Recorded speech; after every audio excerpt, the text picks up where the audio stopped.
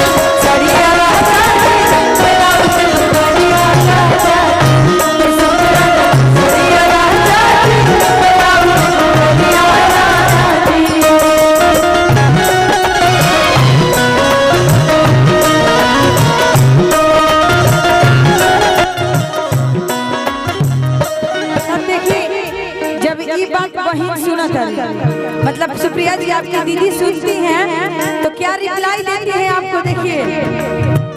कांचे मोरैया रसदार लौकता, कांचे मोरैया रसदार लौकता, काहे कांचे मोरैया रसदार लौकता, अमंग जननी तोरा हमारे भतार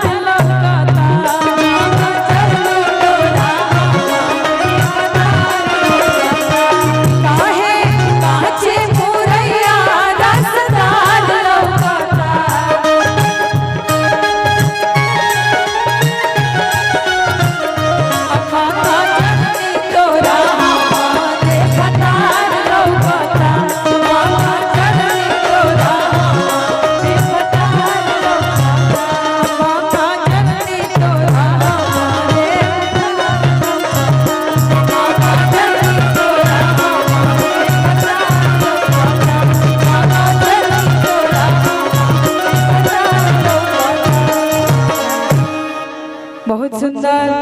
लेकिन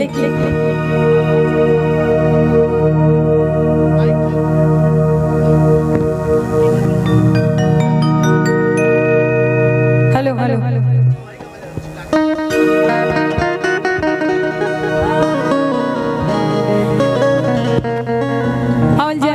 और मंगल गीत के डिमांड बा